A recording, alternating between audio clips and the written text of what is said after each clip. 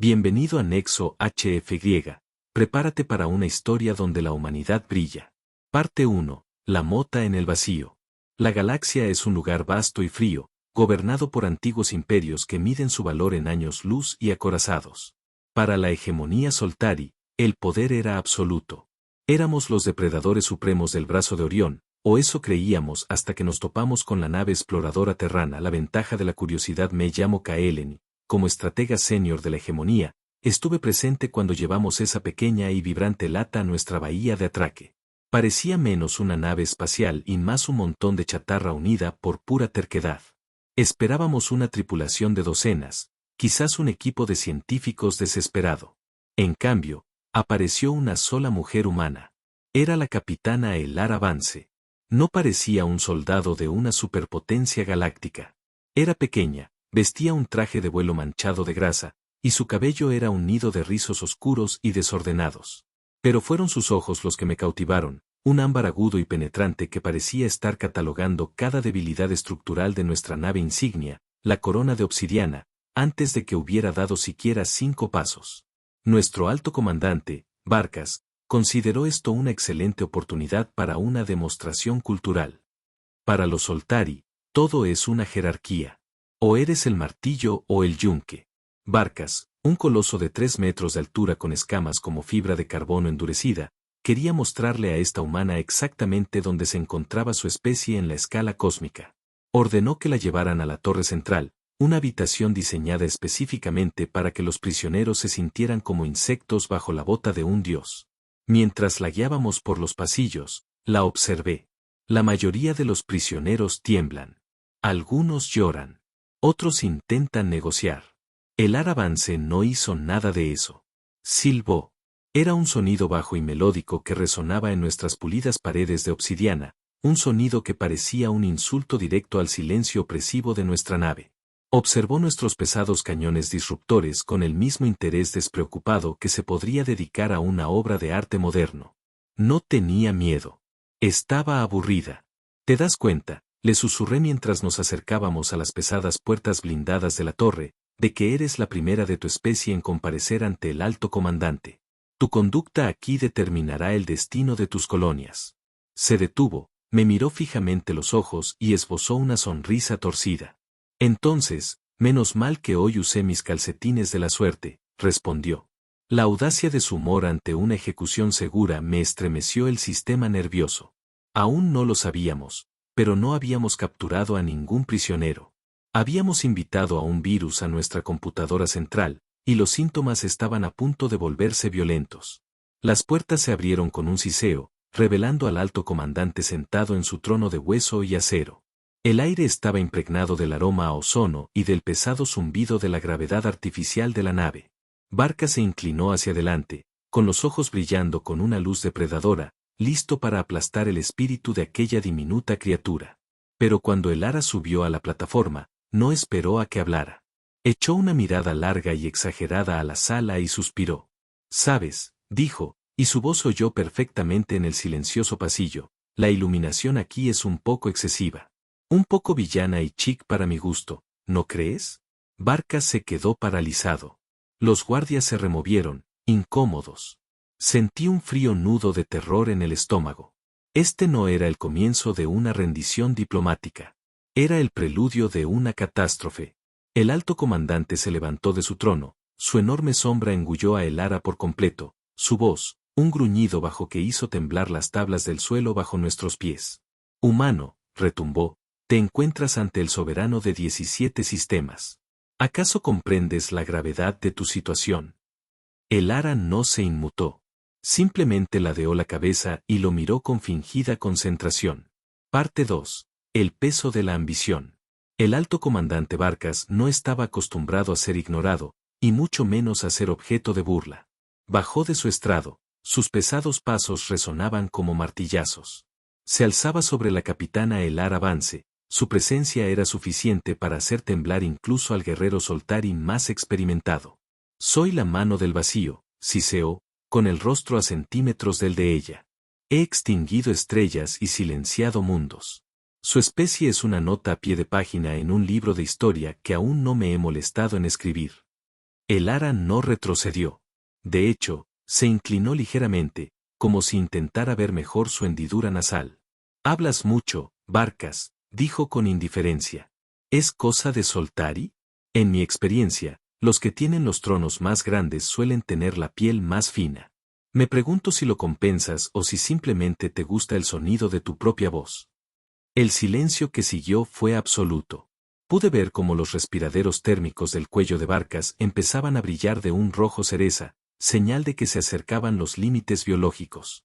Extendió una enorme mano de 4 dedos y activó el bloqueo gravitacional de su traje. De repente, la gravedad local alrededor de el ara se disparó. Fue suficiente para aplastar una caja de carga reforzada. Esperábamos que se desplomara, que gritara mientras sus huesos crujían bajo la repentina y agonizante presión. En cambio, simplemente cambió de postura. Le temblaban las rodillas, sí, y el sudor empezó a perlarse en su frente, pero se mantuvo erguida.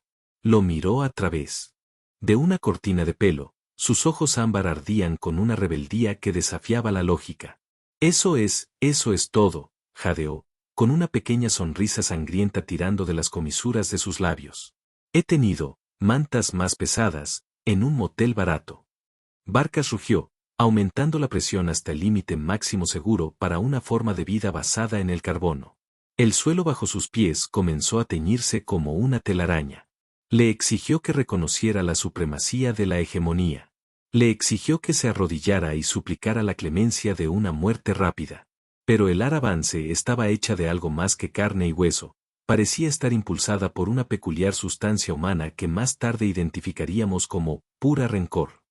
«Tengo una regla», logró decir con voz tensa pero firme. «Solo doblo las rodillas para 2 cosas.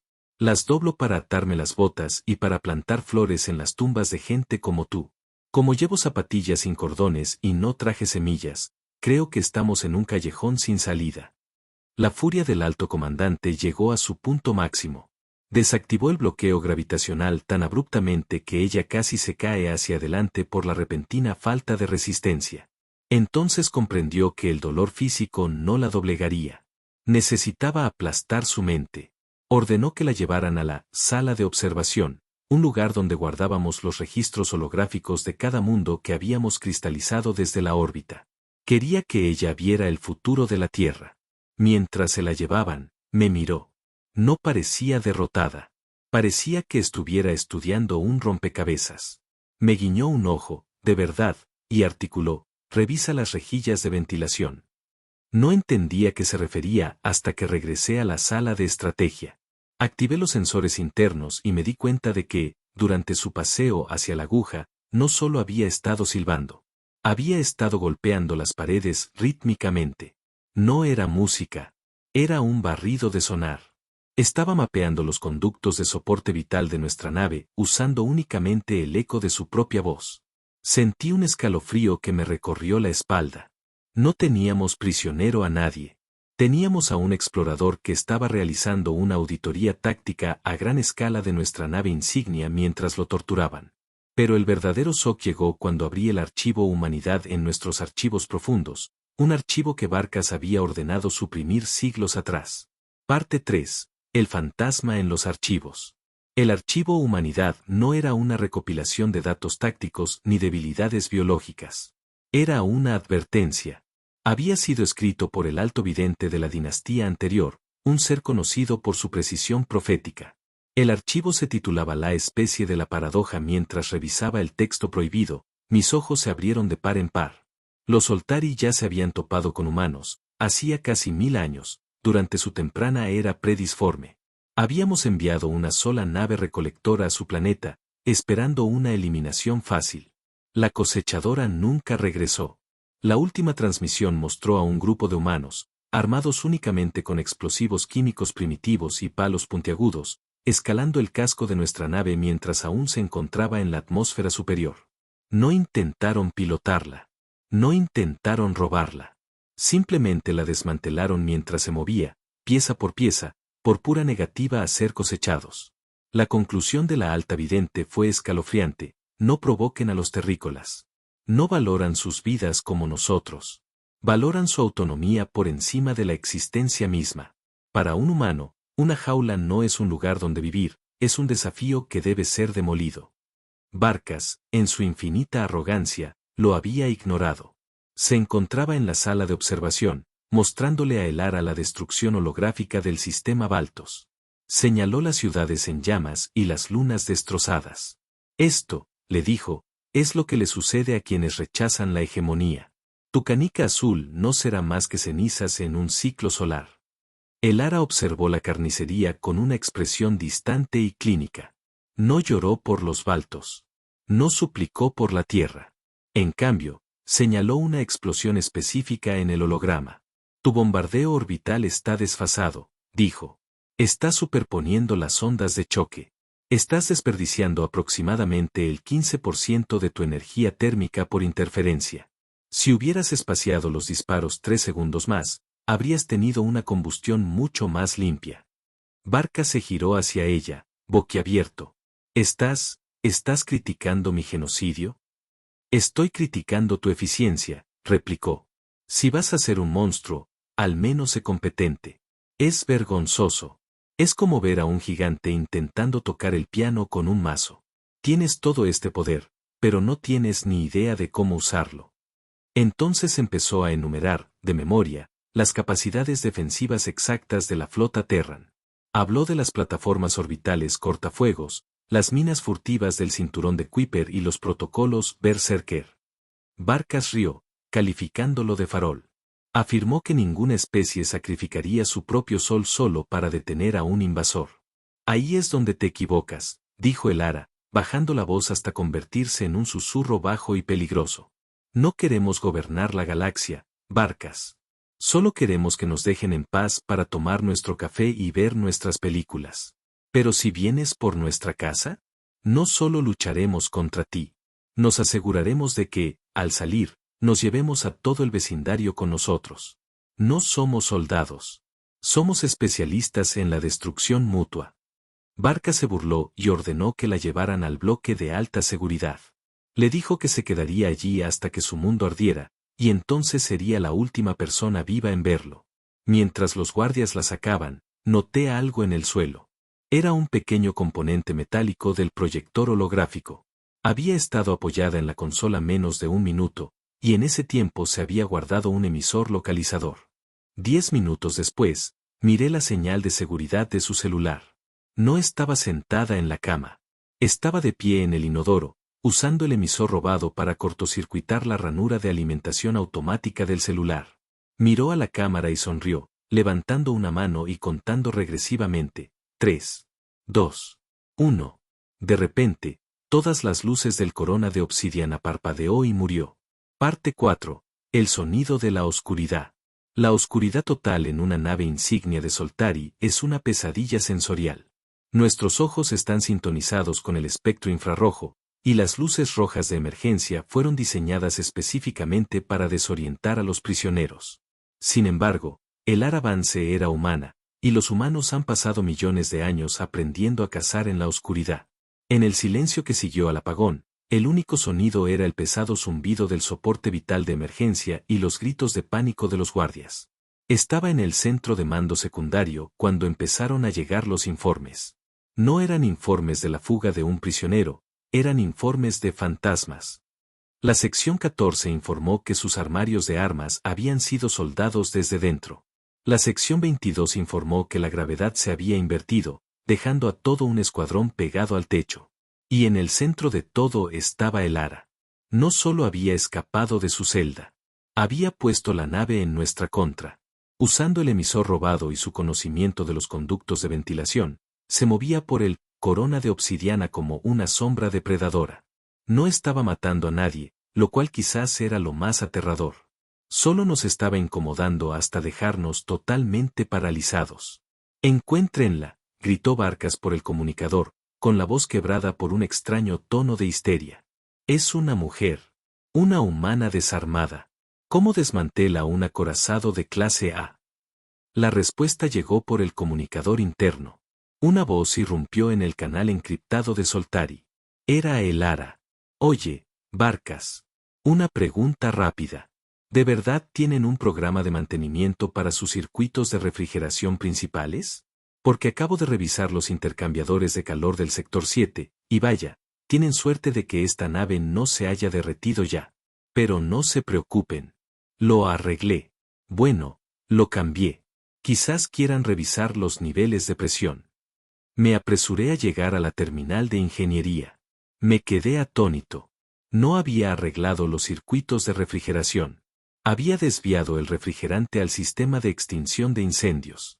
Si disparábamos una sola arma, toda la nave se inundaría de líquido criogénico, congelando a todos a bordo al instante. Había convertido nuestro ataque principal en un detonador de autodestrucción. Barcas guardó silencio un buen rato. ¿Qué quieres, humano? Te lo dije, su voz crujió, con un tono inquietantemente alegre. Estoy aburrida. Y no me gusta que me digan que me arrodille. Así que este es el trato, voy a la cocina de oficiales. He oído que tienen proteínas sintéticas decentes. Voy a comer algo, y luego tú y yo vamos a tener una pequeña charla. Una charla de verdad. Sin tronos, sin cerraduras de gravedad, solo dos capitanes hablando de trabajo. ¿Crees que negociaría con un saboteador?, espetó Barcas.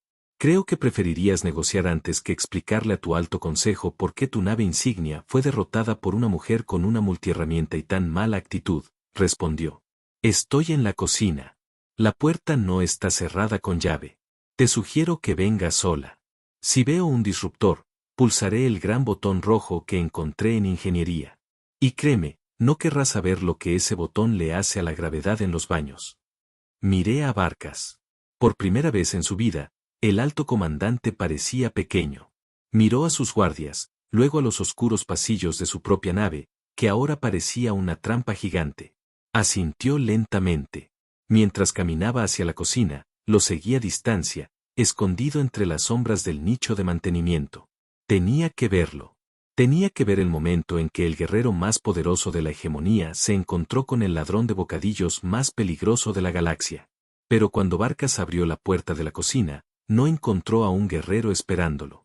Encontró a una mujer sentada en una mesa, balanceando las piernas y comiendo lo que parecía una barrita nutritiva Soltari con expresión de profunda decepción.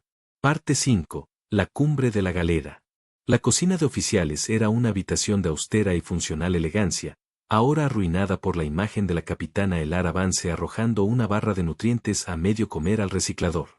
En serio, dijo al entrar Barcas, ¿han conquistado 17 sistemas y esto es lo mejor que pueden hacer como refrigerio? Sabe a tiza mezclada con tristeza. Barcas estaba de pie en la puerta, su enorme figura casi tocaba el techo.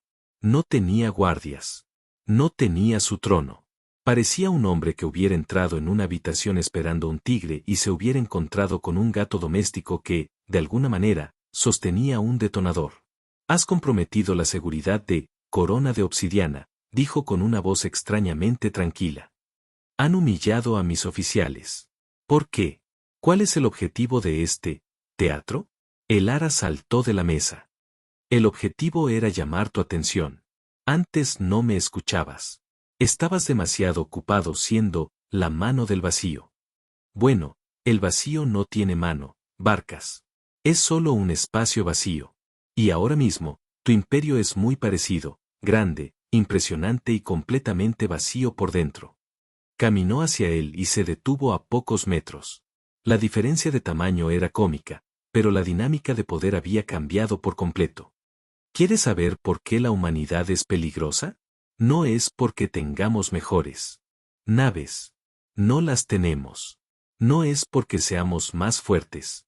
Definitivamente no lo somos. Es porque hemos pasado toda nuestra historia luchando contra nosotros mismos. Conocemos todos los trucos, todas las debilidades psicológicas y todas las formas de quebrantar un espíritu, porque nos lo hemos hecho unos a otros durante 10.000 años. Barcas entrecerró los ojos. ¿Y crees que esto te hace superior? No, dijo Elara en voz baja. Nos cansa. Estamos hartos de las poses. Estamos hartos de los discursos de arrodíllate o muere. Solo queremos vivir nuestras vidas. Pero como somos tan buenos en la guerra, tomamos una decisión colectiva como especie, seremos las personas más amables de la galaxia, hasta que alguien intente impedir que lo seamos. Intentaste hacerme arrodillar, Barcas. Ese fue tu primer error. Tu segundo error fue pensar que era yo quien debía preocuparte. Metió la mano en el bolsillo y sacó un pequeño dispositivo parpadeante. No era el emisor robado. Era un transpondedor de largo alcance. Mi nave, la ventaja de la curiosidad no es solo un explorador. Es un interruptor de emergencia. Si mi corazón se detiene, o si no me reporto cada 6 horas, se envía una señal. No a los militares, sino a los civiles. Barkas se burló. ¿Civiles? ¿Qué harían sus comerciantes y granjeros contra mi flota? El ara rió, con un sonido frío y áspero. No lo entiendes. Nuestro ejército tiene reglas. Sigue la Convención de Ginebra. Les importa la imagen. ¿Pero nuestros civiles? Nuestros beltes y sunsurfers no tienen reglas. Tienen rencor. Si esa señal falla, 10.000 naves privadas, destructoras, mineras y transportistas, descenderán al espacio Soltari. No intentarán capturar sus planetas. Simplemente les lanzarán piedras. Piedras enormes. A velocidades relativistas. La llaman, la gran fiesta cinética, punto. Las escamas de Barkas se ondularon en un gesto de profunda inquietud. Había planeado una guerra contra un gobierno. No había planeado una guerra contra 1.000 millones de individuos furiosos a quienes no les importaban las reglas del juego. Entonces, dijo el ara, reclinándose contra el mostrador. Esto termina así. Me dejas ir. Me devuelves mi nave y le dices a tu hegemonía que el sistema solar es una zona de riesgo biológico, o un santuario religioso, o cualquier mentira que necesites decir para mantener tu orgullo. Nos dejas en paz, y nosotros dejamos tus planetas intactos. Barkas la observó largo rato. Buscaba un engaño. Buscaba miedo. No encontró nada más que la absoluta y aterradora certeza de un humano dispuesto a quemar el universo solo para demostrar algo. ¿Y si me niego?, preguntó Barkas. El ara sonrió y, por primera vez, comprendí de qué hablaba la alta vidente. Era la sonrisa de una especie que había sobrevivido a su propia extinción una docena de veces. Entonces espero que te guste el sabor de la tiza, dijo. Porque es lo último que comerás en tu vida. Parte 6. El arquitecto del caos. Barkas no respondió de inmediato. Se giró y caminó hacia la ventana de observación de la galera, contemplando la nebulosa arremolinada del brazo de Orión. Por un instante, no fue un conquistador, fue un líder ante una decisión que resonaría a través de los siglos. Permanecí oculto, con la respiración entrecortada, observándolos a ambos, al gigante y a la chispa. Hablas de destrucción con tanta facilidad, dijo Barkas, todavía de espaldas a ella. ¿Acaso tu gente no está dispuesta a sacrificar nada por su orgullo? No es orgullo, respondió el ara, con la voz perdiendo el tono burlón. Es voluntad. Para ti, el universo es un mapa para colorear. Para nosotros, el universo es un patio trasero donde intentamos hacer una barbacoa. Eres el vecino que no para de patear la valla. Al final, el vecino deja de pedirte que pares y empieza a buscar la escopeta. No se trata de quién es más grande. Se trata de quien está dispuesto a ir más allá. Barkas se giró. Podría matarte ahora. La señal se emitiría, sí, pero tu gente sería destruida. La hegemonía sobreviviría. Ya hemos sobrevivido a bombardeos cinéticos antes. Quizás, concedió el ara.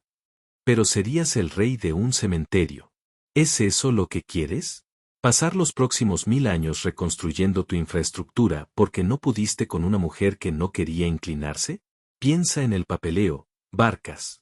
Solo la logística sería una pesadilla. ¿De verdad tu ego vale tanta burocracia? La mención del papeleo pareció desanimar a Barkas más que cualquier amenaza de guerra. Incluso para los Soltari, la carga administrativa de una guerra total era una perspectiva aterradora. Soltó un suspiro largo y jadeante, el equivalente Soltari a un suspiro. Es usted un ser insoportable, Capitán Vance. Me pasa eso a menudo, dijo, luciendo finalmente un poco cansada. Mira, llevo 12 horas en esta nave. Estoy cansada, tengo hambre de comida de verdad, y tu gravedad me está dando dolor de cabeza. ¿Podemos pasar a la parte donde finge ser misericordioso y yo finjo estar agradecida? Barkas enderezó la postura, intentando recuperar algo de su dignidad. Te concederé la vida. No por miedo, sino porque una guerra con una especie tan desquiciada como la tuya sería un desperdicio de recursos de la hegemonía. Estás fuera de nuestra atención. Designaremos tu sector como inestable y trasladaremos nuestras fronteras a otro lugar. Perfecto, dijo el ara, aplaudiendo. Incluso te daré un consejo. Si le dices a tu consejo que tenemos una plaga que hace que tus escamas se vuelvan moradas y se caigan, no nos molestarán. Los Soltari son muy vanidosos, ¿verdad? A Barcas no le hizo ninguna gracia. Utilizó su comunicador. Ingeniería, restablezcan la energía. Escolten a la prisionera al muelle de atraque 4. Devuelvan su nave y todo el equipo confiscado. Debe ser liberada en FTL inmediatamente. Cuando las luces volvieron a la vida y los sistemas de la nave se estabilizaron, la tensión en la sala se disipó. El ara pasó junto a Barcas hacia la puerta, pero se detuvo un segundo. Extendió la mano y le dio una palmadita en el brazo. No eres malo, Barcas. Solo estás jugando a un viejo juego. La galaxia está cambiando. ¿Quizás probar un pasatiempo? He oído que la jardinería es genial para el estrés.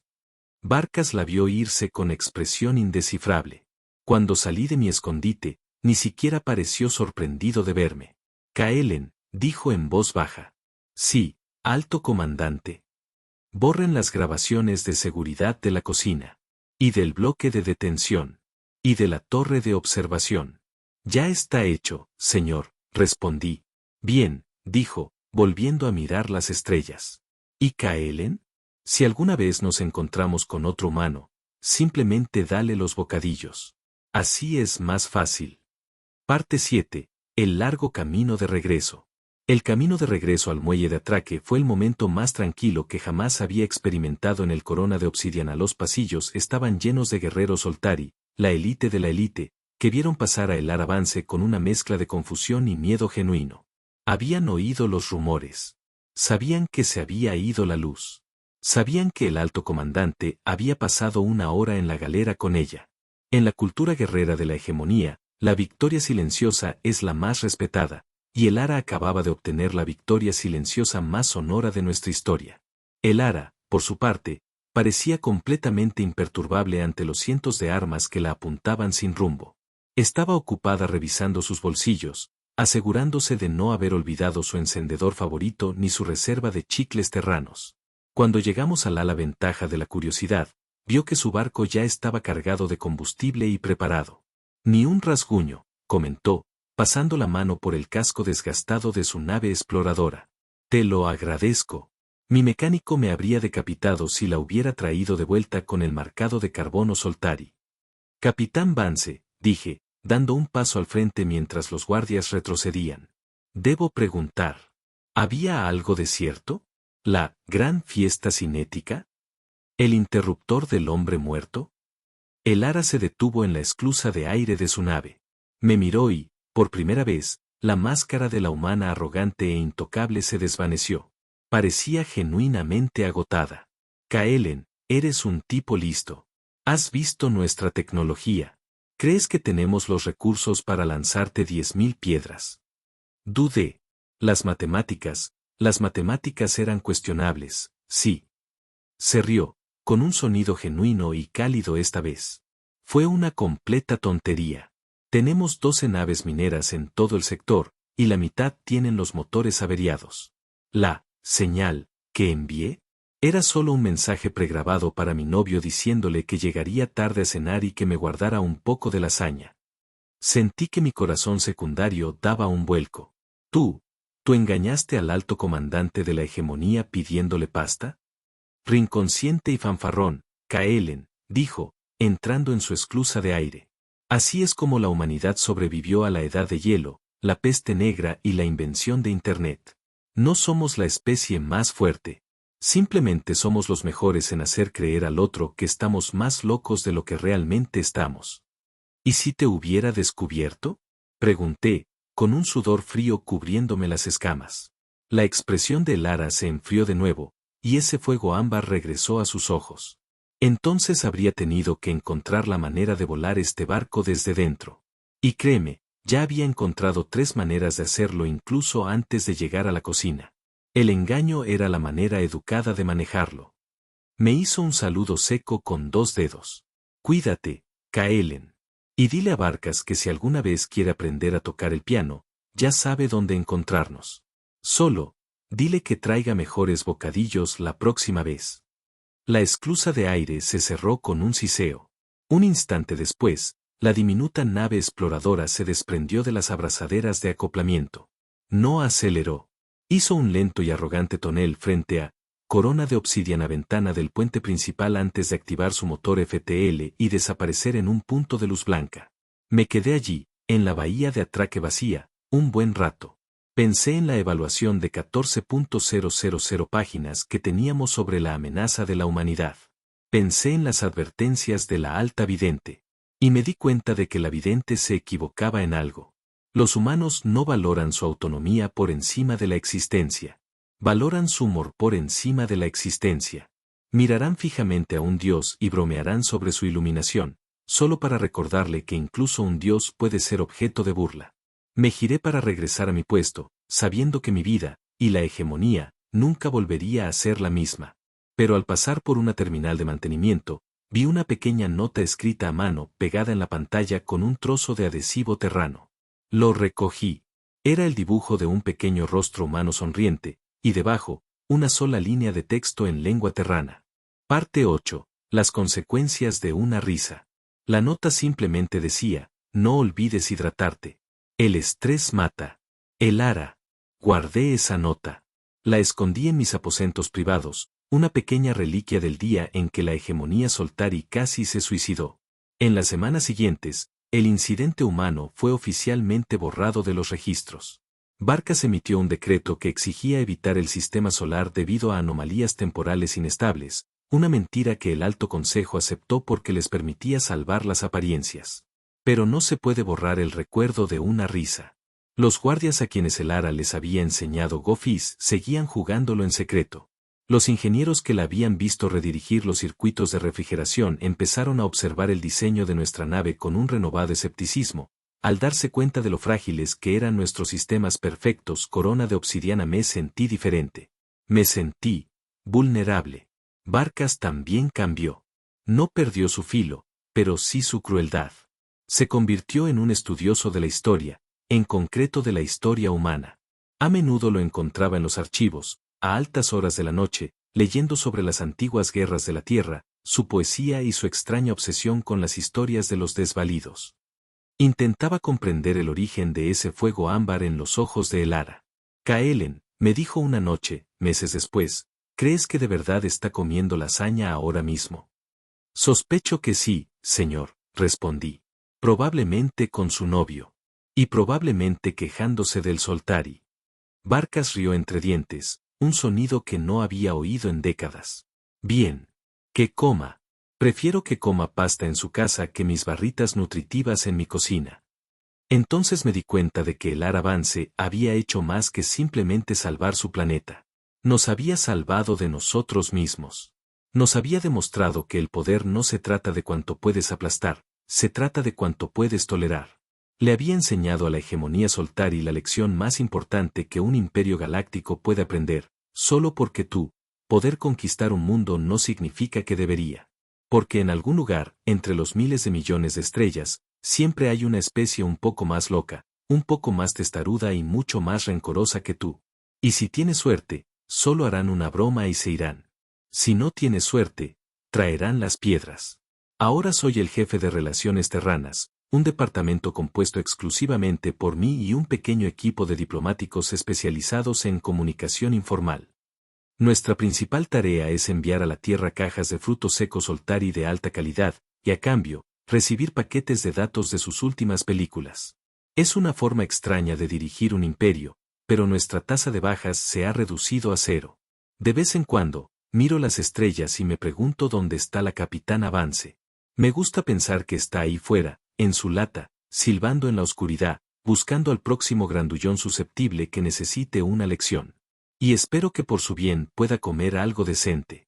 Porque si hay algo que he aprendido sobre los humanos es que no se inclinan ante nadie, No temen a nada y odian total y absolutamente la mala comida. La galaxia es un lugar mucho más grande de lo que pensábamos.